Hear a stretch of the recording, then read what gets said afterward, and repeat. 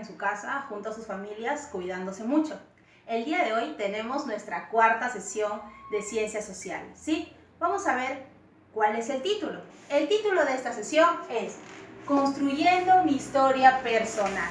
Seguramente has podido visualizar esa información en la televisión, el programa del día de hoy. Nosotros vamos a reforzar esa información. Primero, vamos a preguntarnos ¿qué es la historia? La historia es una ciencia y vamos a decir que es una ciencia social. ¿Por qué es una ciencia social?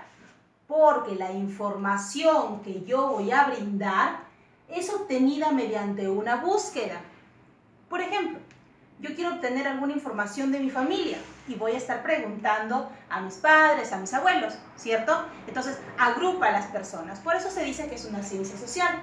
También se dice que la historia es una ciencia interdisciplinaria. Eso quiere decir que pide ayuda de otras ciencias. ¿Una ciencia que hemos estudiado antes? Sí, muy bien, la geografía, por ejemplo, le pide ayuda a la geografía, a la economía y a otras ciencias. Muy bien. Datos importantes acerca de la historia. Uno de los datos importantes de la historia es que el padre de la historia es Heródoto. Heródoto, ¿sí?, fue el primero en darle un carácter crítico, un carácter reflexivo a lo que es la historia. La historia nos permite el desarrollo de nuestro pensamiento crítico, de nuestro pensamiento reflexivo. Esto quiere decir que, por ejemplo, tú a los diferentes hechos, tú puedes ir construyendo una opinión personal. Nos ayuda a construir y fortalecer nuestra identidad para saber quiénes somos, de dónde venimos y hacia dónde vamos. Nos da conciencia histórica. Por ello es que recordamos a nuestros héroes nacionales, recordamos los hechos importantes, los hechos que marcaron historia. De ahí que nace la frase que el Perú es más grande que sus problemas, o aquel que olvidado su historia está condenado a repetirla. Bien, ¿cuáles son las fuentes de la historia? Vamos a conocer 4 fuentes. Las fuentes orales, por ejemplo, los mitos y las leyendas. Las fuentes materiales, los objetos que tenemos, en este caso las monedas, por ejemplo, las monedas que tienen un carácter histórico, cronológico, por el tiempo. Las fuentes escritas, por ejemplo, tenemos los libros, los pergaminos, donde encontramos información valiosa acerca de nuestro pasado. Las fuentes audiovisuales, por ejemplo, una película o un documental.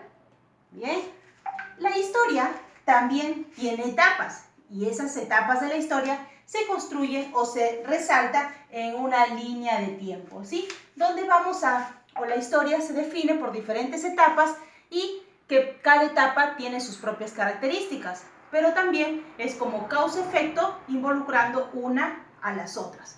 Bien, bajo esta información vamos a ver cuál es el reto de esta semana. Esta semana tenemos 3 retos que cumplir y yo sé que lo puedes lograr. Te explicaré cómo vas a realizarlo uno por uno. Primer reto, vas a realizar entrevistas, ¿ya? Vas a realizar entrevistas.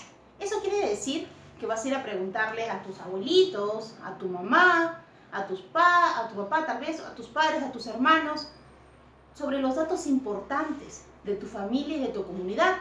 Ellos deben tener muchos datos, cosas que pasó en tu caserío, quizás en Carabamba, en Julcán. Ellos te van a contar, o quizás de dónde provienen. Luego a esos datos tú le vas a agregar los datos que para ti son importantes. De repente tú recuerdas un momento, fue muy significativo para ti, le agregas también a esa recolección de datos. Una vez que tengas los datos recolectados ya en tu cuaderno escrito, el segundo reto va a ser que lo ubiques en una línea de tiempo. ¿Bien? Y tu línea de tiempo va a estar elaborada de la siguiente manera. En la parte superior vas a colocar los hechos que tienen que ver con tu comunidad, con tu distrito, con quizás tu provincia, en el Perú o en el mundo, ¿ya?, que fue significativo para ti, tu familia, lo vas a colocar en la parte superior. Y en la parte inferior vas a colocar los datos ya propios de tu familia, los datos que son relevantes para ti, los significativos. Te voy a dar un ejemplo. En el año 1921, mis abuelos se comprometieron. Fue un hecho importante porque un hecho de una sucesión familiar. Ahora, en 1930 hay un establecimiento por una elevada producción de minería. En este caso ellos llegaron a Sayapuyo. En 1970 hubo un terremoto, ¿sí? Lo ubico ¿dónde? En la parte superior, porque es un dato que es social, ¿bien? El terrorismo en 1985. En 1986 mi familia viaja a Trujillo. ¿Pero qué pasó también ahí? Es que en ese año se dio migración a las ciudades. ¿Debido a qué? A este hecho anterior, al terrorismo. Muchas veces en las zonas rurales pues eran las más afectadas y por eso es que las personas comenzaron a migrar a las ciudades. En 1993 nació su linda profesora, ¿sí? Cerca de ese año, en 1996, hubo una reunión aquí en Trujillo donde se firma el Acta de Trujillo.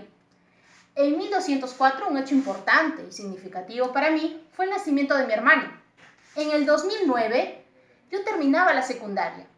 Hice mi promoción en la institución educativa Liceo Trujillo.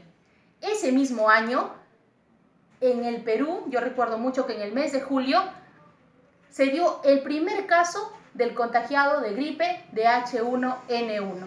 Por ello es que prohibieron los viajes, por ejemplo, de promoción, y tampoco pudimos ir de viaje de promoción ese año.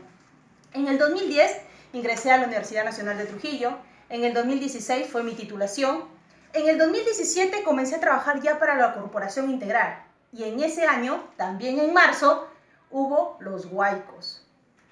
En el 2018 asumí la subdirección de una institución educativa particular, Los Audaces. En el 2019 fue mi nombramiento y comencé a trabajar en el Colegio Virgen de la Natividad. Y en el 2020 enfrentamos hoy por hoy una pandemia a causa del COVID-19.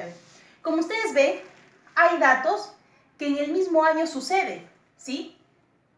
Y es que hay datos diacrónicos, que son los de cada uno independientemente, fuera de las líneas, arriba o abajo, y hay los sincrónicos que tienen que ver con la relación. Por ejemplo, en el 2009, cuando yo terminaba la secundaria, también se daba la gripe H1N1. Bien, esa es la segunda actividad que vas a realizar. Entonces recordemos, primero la entrevista, después la línea de tiempo y por último vas a fijarte en este amiguito por acá que no lo queremos mucho, ¿verdad? Que nadie lo quiere. Entonces te vas a fijar en esto. ¿Y qué vas a hacer? Vas a elaborar un texto, ¿ya?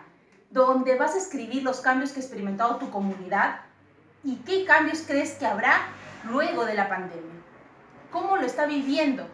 ¿Sí? ¿Cómo lo está viviendo tu comunidad, tu localidad? Esos cambios a causa del COVID-19 y qué cambios crees que habrá después, ya cuando termine tal vez esta pandemia, cuando se acabe la cuarentena, salgamos del estado de emergencia y de repente cuando nos volvamos a encontrar en el colegio, ¿qué cambios crees que va a haber? Todo eso lo escribes también en tu cuaderno en un pequeño texto. Yo sé que tú puedes. Nos vemos hasta la próxima sesión.